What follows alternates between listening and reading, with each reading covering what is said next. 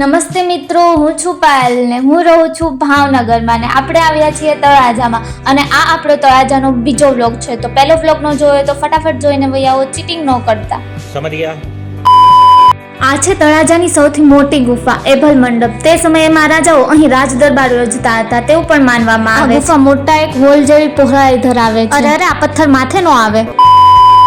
પછી તો તળાજાની ઘણી બધી ગુફા જોઈ લીધી ને એમાં હતી આ ખુફિયા ગુફા. આમાંથી અપરિચિત બહાર નો આવે.